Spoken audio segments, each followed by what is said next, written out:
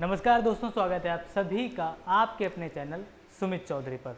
दोस्तों आज की जो हमारी क्लास रहने वाली है वो आपको पता है भाई क्लास 3 है। और जो हमारी क्लास चल रही भाई कंप्यूटर की, ये सेकंड क्लास होने वाली है। वैसे तो तीन क्लास हमारी ऑलरेडी हो चुकी हैं। एक हमारी सिलेबस की हुई थी और एक हमने और पढ़ रखा भाई कंप्यूटर के बारे में, ठीक है, इंट्रोडक्शन, जिसमें हम लोगों ने पीढ़ियाँ पढ़ी थी, पीढ़ी और जनरेशन, ठीक है, मतलब जनरेशन और किस तरीके से कंप्यूटर के विकास हुआ, उन सब सारी चीज़ों के बारे में हम लोगों ने डिस्कस किया था।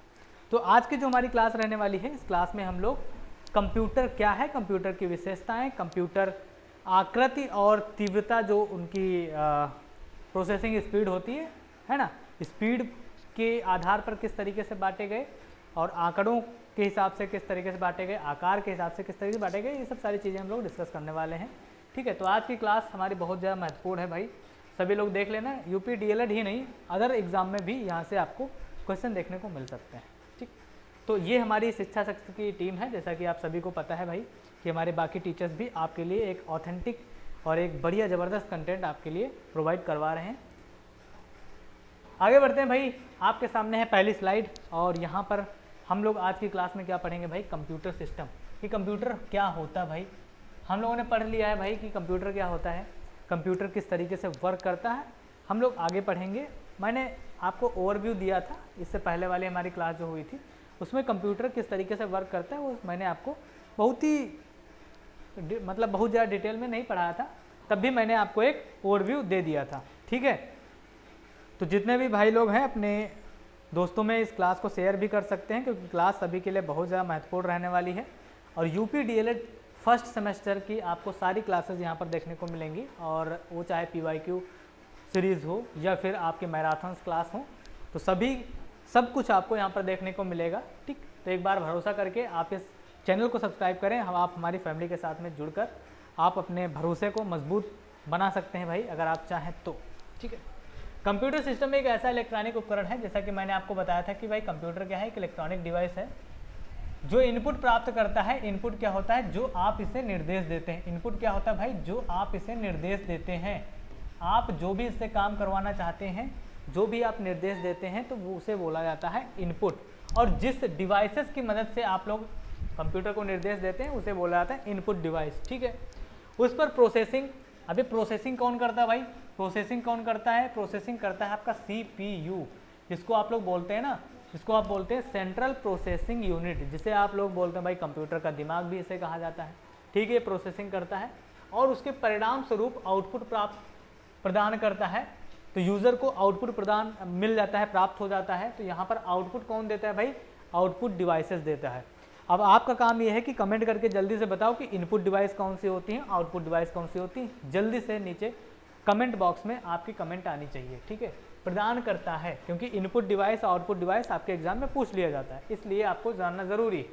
हार्डवेयर और सॉफ्टवेयर, हार्डवेयर क्या होता है भाई, हार्डवेयर जिनको आप छू सकते हैं, जिनको आप देख तो सकते हैं भाई, छू सकते हैं, और सॉफ्टवेयर जिनको आप छू नहीं सकते। ठीक, समझ में है। हार्डवेयर सॉफ्टवेयर क्या होता है, दोनों का समन्वित समूह होता है, दोनों के एक समन्वित समूह होता है। ठीक, दोनों का एक दूसरे पर डिपेंडेंसी होती है, जुड़े हुए होते हैं एक दूसरे से। ठीक है, जो मिलकर किसी कार्य को पूरा करते हैं, जो कि एक दूसरे से परस्पर क्रिया करके मिल करके किसी कार्य को पूरा करते हैं। तो किसी भी कार्य को करने के लिए हार्डवेयर और सॉफ्टवेयर का दोनों परस्पर मिलना ज़रूरी है। ठीक, ये चीज़ आपको समझ में आई। उसके बाद अगर यहाँ पर हम परिभाषा की बात करें, ठीक, यहाँ पर जो भी चीज़ें लिखी गई हैं क्लास में, ये जो हम लोग पढ़ रहे हैं यहाँ पर PDF, ठीक है, ये आपको एज इट इज़ टेलीग्राम पर मिल जाएगी। तो आपको परेशान नहीं होना है, पूरा आपको कंटेंट जो है टेलीग्राम पर प्रोवाइड करवा दिया जाएगा। तो टेलीग्राम चैनल से जुड़ना बहुत ज़्यादा ज़रूरी है। लिंक आपको डिस्क्रिप्शन बॉक्स में मिल जाएगी, या फिर अगर आप चाहे देख रहे होंगे तो कमेंट बॉक्स में भी पिन होगी। ठीक, वहाँ से जा करके जुड़ सकते हैं। Computer system hardware, software, input और आउटपुट डिवाइसेस का एक ऐसा समूह है जो सूचनाओं को प्रोसेस करता है भाई, सूचनाओं को प्रोसेस करता है। प्रोसेस करने के बाद उपयोगकर्ता को आवश्यक जानकारी प्रदान करता है। कहने का मतलब वही है कि कंप्यूटर जो हार्डवेयर, सॉफ्टवेयर, इनपुट, आउटपुट, इन सभी से मिल करके दिए गए निर्देश, जो यूज़र देता है निर्देश, उसको प्रोसेस करने के बाद उपयोगकर्ता के अकॉर्डिंग यहाँ पर सल्यूशन देता है। ठीक है, तो आपके एग्जाम में परिभाषा आया तो इसमें से कोई भी आप परिभाषा लिख सकते हैं, आप अपने हिसाब से देख सकते हैं चीज़ें। ठीक है भाई, चलो इतना अगर समझ में आया है तो भाई आगे देखते हैं। अब देखो कंप्यूटर की कुछ विशेषताएं हैं, कंप्यूटर की विशेषताएं आपके एग्जाम में लिखने को आ सकता है भाई कि कंप्यूटर की विशेषताएं क्या है भाई, हम क्यों कंप्यूटर का यूज़ करें। तो पहली बात तो ये गति, कंप्यूटर की जो गति होती है वो बहुत ज़्यादा फास्ट वर्क करता है। कंपेयर करें अगर ह्यूमन बीइंग से, हम लोग अपने आप से कंपेयर करें तो हम लोगों की अपेक्षा बहुत फास्ट कंप्यूटर वर्क करता है। कंप्यूटर बहुत तेज गति से गणनाएं और कार्य कर सकता है, बिल्कुल सही बात है भाई। 1 सेकंड में लाखों से भी ज़्यादा निर्देश प्रोसेस कर सकता है। हम लोग 1 सेकंड में कितने कर पाएंगे? 1 सेकंड में हो सकता है एक भी प्रोसेस हम लोग ना कर पाएँ, ठीक, ये फिर एक कर भी लेंगे, लेकिन ये जो है 1 सेकंड में लाखों गणनाएं कर सकता है, लाखों दिए गए निर्देश को प्रोसेस कर सकता है। उसके बाद शुद्धता, अगर हम बात करें मनुष्य से, अपने आप से कंपेयर करके देखो कि हम लोग अगर कोई भी चीज़ करते हैं तो उसमें 100% एक्यूरेसी, बहुत कम चांस होता है कि 100% एक्यूरेसी के साथ में करें, लेकिन कंप्यूटर जो है भाई 100% एक्यूरेसी के साथ में वर्क करता है भाई। कंप्यूटर द्वारा प्राप्त परिणाम अत्यंत सटीक होते हैं, बिल्कुल सही बात है, सटीक होते हैं, बशर्ते इनपुट दिया गया हो, बशर्ते जो इनपुट है वो सही दिया गया हो, तभी आपको इनपुट भी, आउटपुट जो है सही प्राप्त होगा। अगर आप कंप्यूटर को निर्देश ही गलत देंगे तो भैया वो क्या है, कंप्यूटर एक मशीन है, जैसा आप निर्देश देंगे उसी के फलस्वरूप आपको परिणाम मिलने वाला है। तो ये चीज़ आपको ध्यान रखना कि जो आप इनपुट दे रहे हैं भाई, जो आप निर्देश दे रहे हैं वो सही होना चाहिए। उसके बाद हम बात करते हैं स्वचालन, ऑटोमेशन। एक बार निर्देश देने के बाद कंप्यूटर बिना किसी रुकावट के स्वतः कार्य करता रहता है। जैसे आपने एक बार निर्देश दे दिया तो कंप्यूटर क्या है, अपने आप से प्रोसेस करेगा, फिर आपको कुछ भी उसमें करने की ज़रूरत नहीं होती है। भंडारण क्षमता की हम लोग बात करेंगे, जो कंप्यूटर में जो भी आप लोग फाइल, वीडियो, ऑडियो, टेक्स्ट है ना, ये सब सारी चीज़ें जो रखते हैं, सेव करके रखते हैं, स्टोर करके रखते हैं, तो स्टोर कहाँ पर करते हैं, आप मेमोरी में स्टोर करते हैं। इसमें हम लोग मेमोरी वाले, अगली जो हमारी क्लास होगी उसमें जब हम मेमोरी के बारे में पढ़ेंगे तो primary memory, secondary memory, RAM, ROM, cache memory, है ना, ये सब जितनी भी प्रकार की मेमोरी होती है उनके बारे में हम लोग कंप्लीट पढ़ेंगे। तो आपको ये भी जानना जरूरी है, कंप्यूटर बड़ी मात्रा में डेटा को लंबे समय तक सुरक्षित रख सकता है। अगर आपके दिमाग में, देखो यहाँ पर क्या है, सीपीयू में बहुत सारे मतलब अलग अलग टाइप की मेमोरी लगी होती है, तो कंप्यूटर डेटा को कहाँ स्टोर करता है भाई, मेमोरी में स्टोर करेगा, ठीक है, जो कि आप लंबे समय तक सुरक्षित रख सकते हैं। उसके बाद बहुप्रयोगिता क्या होता है भाई, मल्टीटास्किंग कर सकते हैं। कंप्यूटर एक ही समय में कई कार्य कर सकता है, जैसे म्यूजिक चलाना, टाइपिंग करना। हम लोग है ना कि अब तो हम लोग भाई फ़ोन में भी मल्टीटास्किंग करते हैं, गाना सुनते रहते हैं, बात करते रहते हैं और चैटिंग, एक से बात करते रहते हैं और एक से व्हाट्सएप पर चैटिंग करते रहते हैं। ऐसा करते हो ना आप लोग, करते हो, ये मैं नहीं करता, आप लोग करते होंगे, है ना, जो करता होगा उसको समझ में आ गई होंगी चीज़ें कि एक से बात कर रहे हैं फ़ोन पर और एक से व्हाट्सएप पे टेक्स्ट से बात कर रहे हैं। तो इस तरीके की चीज़ें आप मल्टीटास्किंग कर सकते हैं। जैसे कंप्यूटर में जैसे म्यूजिक चला लिया आपने और आप अपना कोई कंटेंट राइट कर रहे हैं, कोई भी काम कर रहे हैं, तो इस तरीके से मल्टीटास्किंग कर सकते हैं। इंटरनेट चला सकते हैं आप एक साथ में, तो इस तरीके से मल्टीटास्किंग भी आप कर सकते हैं। आगे बढ़ते हैं भाई। अब उसके बाद है निरंतरता। कंप्यूटर थकता नहीं भाई, कंप्यूटर क्या है, थकता नहीं। हम लोग हैं कुछ कार्य करने के बाद अरे यार भाई बहुत थक गए हैं, अब आराम कर लेते हैं, आराम की ज़रूरत है, लेकिन कंप्यूटर नहीं थकता, बिना रुके लगातार कई घंटों तक कार्य कर सकता है। जैसे अगर हम अपनी बात करें, मतलब ह्यूमन बीइंग की अगर बात करें तो भाई कुछ ही टाइम तक वो प्रॉपर वर्क कर पाएगा, उसके बाद उसको ज़रूरत होती है रेस्ट की, ठीक। विविधता, वर्सैटिलिटी। अब यहाँ पर देखो कंप्यूटर का प्रयोग विभिन्न क्षेत्रों में किया जा सकता है। जैसे शिक्षा के क्षेत्र में आपने देखा होगा, पढ़ाई के माध्यम से, जैसे आप लोग अभी यहाँ पर पढ़ रहे हैं तो यहाँ पर भी हम लोग कंप्यूटर का यूज़ कर रहे हैं, है ना, कंप्यूटर का यूज़ कर रहे हैं। और आप लोग जो है बैंकिंग में देखा होगा, है ना, बैंक में आपने देखा होगा बिना कंप्यूटर कोई काम होता है क्या? आप आजकल कहीं भी देख लो, आप बिना कंप्यूटर कोई भी काम नहीं होता है। विज्ञान, जैसे आप विज्ञान चिकित्सा जैसे है ना, रिसर्च सेंटर में देख लो आप, तो वहाँ पर भी कंप्यूटर, और व्यापार, तो हर जगह आपको देखने को मिलेगा कि कंप्यूटर का प्रयोग किया जा रहा है, ठीक। तो कंप्यूटर बहुत ज़्यादा ज़रूरी हो गया, इसलिए मैं कहता हूँ भाई आपके सिलेबस में ये चीज़ हो ना हो, आप भले ही डीएलएड के स्टूडेंट ना हो, लेकिन ये क्लास आपके लिए ज़रूरी हो जाता है, क्योंकि हर जगह हर क्षेत्र में कंप्यूटर का यूज़ किया जा रहा है, तो आपका ये जानना बहुत ज़्यादा ज़रूरी हो जाता है। संचार क्षमता, कम्युनिकेशन के लिए कंप्यूटर का यूज़ किया जा रहा है। कंप्यूटर इंटरनेट की मदद से दूर दराज के स्थानों से भी संवाद कर सकता है। संवाद का मतलब क्या है भाई, बातचीत होता है, बातचीत। आप देखो आप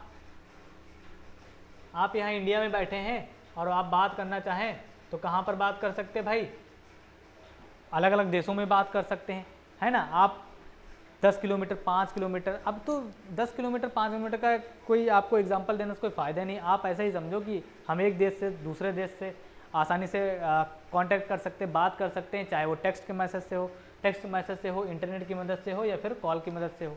तो हम लोग इस तरीके से बात कर सकते हैं ना। आप बैठे कहीं भी हैं और बात कहीं और से भी कर रहे होंगे। जैसे कि मैं अगर अपनी बात करूं तो यहाँ पर देखो, मैं कहाँ से क्लास ले रहा हूँ, मैं डिस्ट्रिक्ट लखीमपुर खीरी से ले रहा हूँ क्लास, जो कि है कहाँ है, उत्तर प्रदेश में है।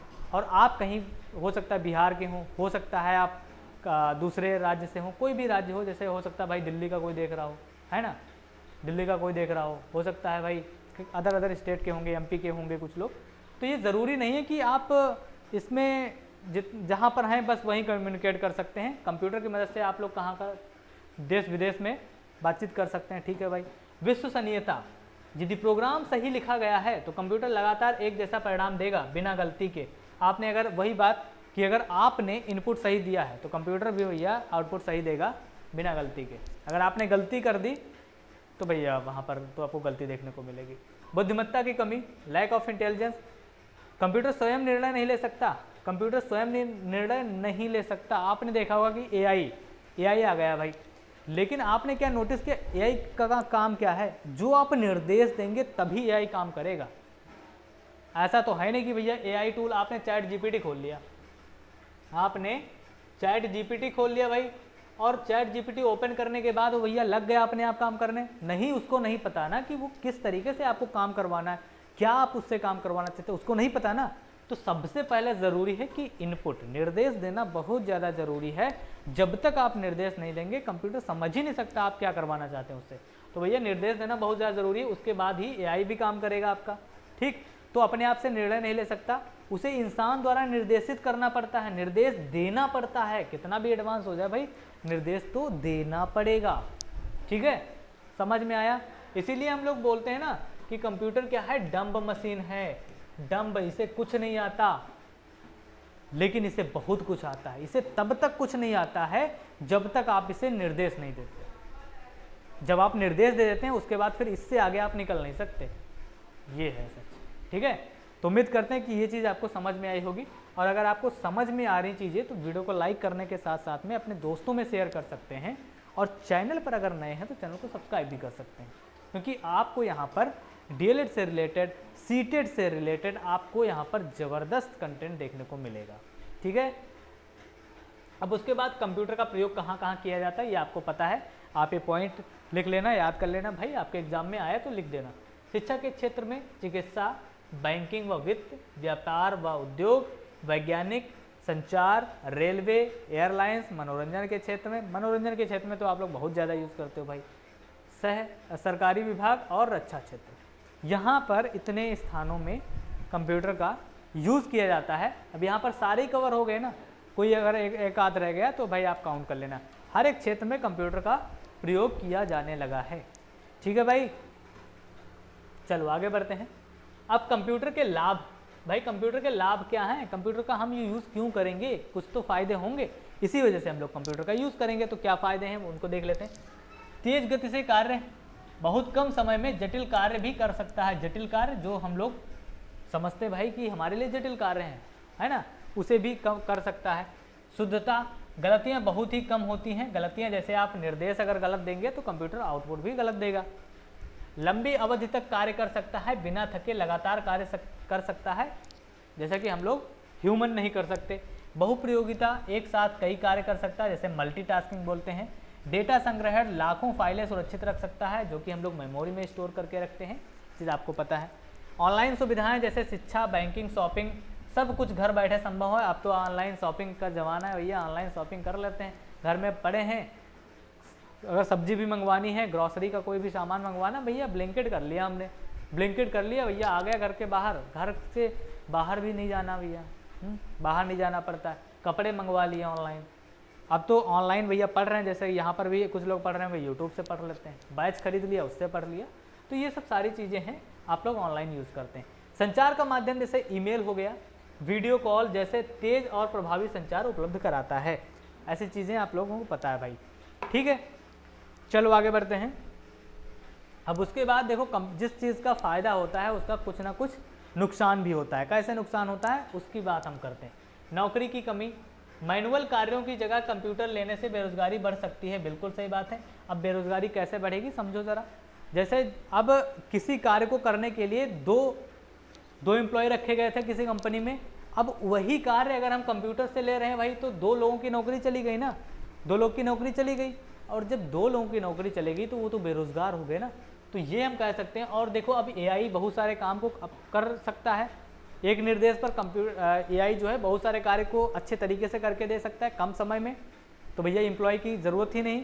तो जब एम्प्लॉय की ज़रूरत नहीं, अब देखो कंटेंट राइटर की अगर हम बात करें तो कंटेंट राइटर की जॉब भैया एआई खा गया, ठीक। तो यहाँ पर क्या है, एआई को एक निर्देश देने पर कंप्यूटर बहुत अच्छे से कम समय में कार्य कर सकता है, तो यहाँ पर नौकरी की कमी हो सकती है भाई, बिल्कुल सही बात है।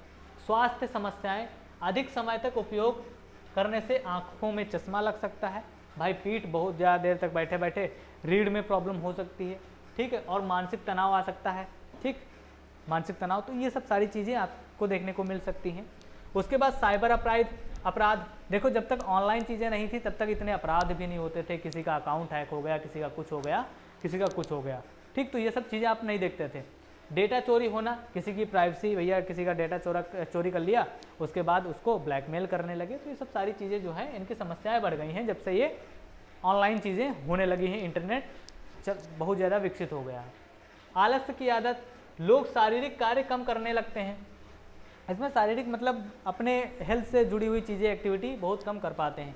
महंगा उपकरण हर किसी के लिए खरीदना और बनाए रखना इतना आसान नहीं होता है। अब जैसे मैं बात करूं, यहाँ पर जैसे डिजिटल बोर्ड है, बहुत सारे टीचर आपने देखा होगा कि वो पढ़ाते हैं बोर्ड पे, वाइट बोर्ड है या फिर ब्लैक बोर्ड है। अब भाई हर किसी के बस की बात नहीं ना ये 1.5-2 लाख रुपए का डिजिटल बोर्ड लगवाना, ठीक। तो ये इतने कॉस्टली चीज़ें होती हैं जो हमारे सामने सिस्टम रखा हुआ है, ये इतना कॉस्टली होता है, ये हर किसी के बस की बात नहीं है कि भाई परचेज कर पाए। बढ़िया कॉन्फ़िगरेशन का आपको सिस्टम चाहिए होता है, सारी चीज़ें, रिक्वायरमेंट्स, रिसोर्स सब कुछ चाहिए होता है। तो ये चीज़ें बहुत ज़्यादा महंगी हो जाती हैं, कॉस्टली हो जाती हैं, इसलिए जो है हर किसी के लिए आसान नहीं होता है, ठीक। आगे देखते हैं भाई कंप्यूटर के प्रकार। अब कंप्यूटर के प्रकार आपको देखने को मिलेंगे आंकड़ों की प्रस्तुति, डेटा रिप्रेजेंटेशन के आधार पर और साइज एंड स्पीड के आधार पर। 2 तरीके से आपको कंप्यूटर के प्रकार देखने को मिलेंगे, 2 प्रकार आपको पढ़ना है, ध्यान रखना है। अब आंकड़ों की प्रस्तुति के आधार पर कंप्यूटर के प्रकार हम लोग देख लेते हैं। पहला क्या है, डिजिटल कंप्यूटर।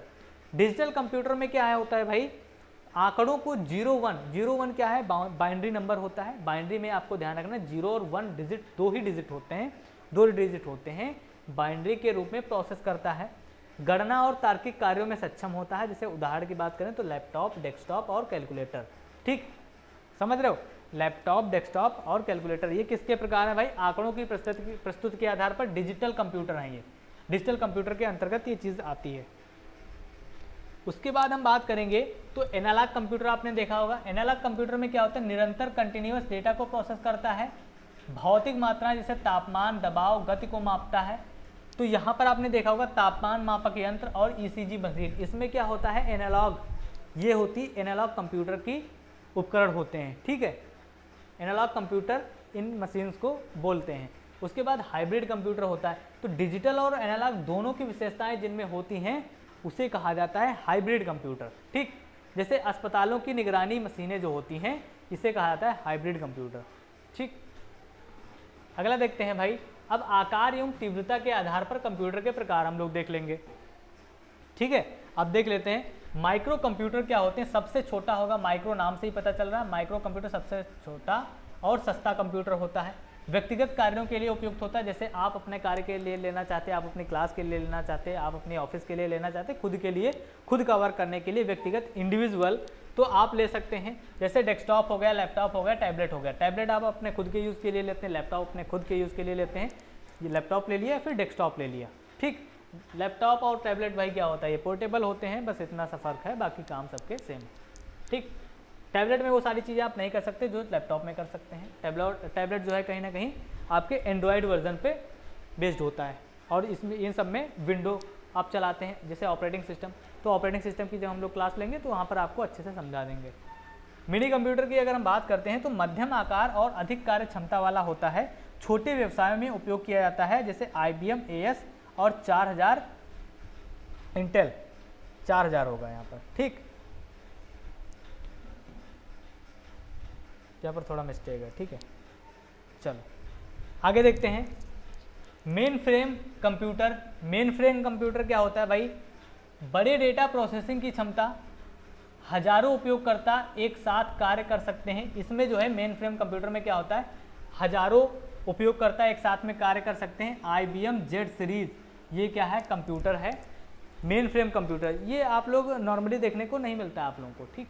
सुपर कंप्यूटर की बात करें तो ये सबसे तेज और शक्तिशाली कंप्यूटर होते हैं, जैसे वैज्ञानिक अनुसंधान और मौसम पूर्वानुमान, है ना, ये साइंटिस्ट लोग यूज़ करते हैं सुपर कंप्यूटर, क्योंकि ये बहुत ज़्यादा फास्ट होते हैं। सुपर कंप्यूटर के यहाँ पर नाम लिखे हुए हैं, परम, प्रत्युष और फुगाकू, ये सुपर कंप्यूटर के नाम हैं। और यहाँ पर अभी जो आपको मैंने चीज़ दिखाई थी, ये क्या है, 400, ये आपका ये फुल स्टॉप लगा हुआ है, ठीक है। तो यहाँ पर ये क्या है, 400 है, ठीक, ये आपका यहाँ पर 400, ये कंप्यूटर के नाम है, ठीक है। समझ में आई चीज़ें? अगर समझ में आए तो भाई वीडियो को लाइक कर देना सभी लोग, ठीक है, और चैनल पर नए हैं तो चैनल को सब्सक्राइब भी कर लेना। अब यहाँ पर आपके सामने एक टेबल दी गई है जिससे कि आप लोग आसानी से समझ सकते हैं। आंकड़ों की प्रस्तुत के आधार पर आपने देखा डिजिटल कंप्यूटर, एनालॉग कंप्यूटर और हाइब्रिड कंप्यूटर। ये क्या होते हैं, बाइनरी डेटा पर कार्य करते हैं। बाइनरी का मतलब क्या, 0 और 1 पर कार्य करते हैं। आपका हो गया डिजिटल कंप्यूटर, ठीक है। निरंतर डेटा पर कार्य करता है एनालॉग कंप्यूटर, और डिजिटल और एनालॉग की विशेषताएं दोनों की देखने को मिलता है हाइब्रिड कंप्यूटर में, ठीक। इसमें आपको एग्जांपल याद रखना है, ECG मशीन जो होता है हाइब्रिड कंप्यूटर, तापमान मापक यंत्र जो होता है एनालॉग का, और लैपटॉप और कंप्यूटर, यहाँ पर कंप्यूटर की जगह पर डेस्कटॉप आप समझ लो, ठीक। तो यहाँ पर आपका हो जाएगा आंकड़ों की प्रस्तुत के आधार पर। उसके बाद अगर हम बात करेंगे तो माइक्रो कंप्यूटर, यह आता है आपका आकार एवं तीव्रता के आधार पर। अगर हम देखते हैं तो माइक्रो कंप्यूटर व्यक्तिगत कार्यों हेतु, जैसे किसी एक इंसान को, जैसे आपको लेना है अपने खुद के काम के लिए, तो उस कार्य के लिए आप ले सकते हैं डेस्कटॉप और लैपटॉप। मिनी कंप्यूटर क्या होता है भाई, छोटे व्यवसायों में उपयोगी होता है, जैसे IBM AS और 400। मेन फ्रेम कंप्यूटर क्या होता है, बड़े संगठनों हेतु होता है, IBM Z सीरीज ये कंप्यूटर का नाम है। सुपर कंप्यूटर जो बहुत ज़्यादा शक्तिशाली होते हैं, जो वैज्ञानिक लोग यूज़ करते हैं, उच्चतम गति और क्षमता होती है, परम और प्रत्युष, ये बहुत ज़्यादा महंगे भी आते हैं और हमारे काम का नहीं होता है, इसलिए हम लोग इसका यूज़ नहीं करते हैं, ठीक है।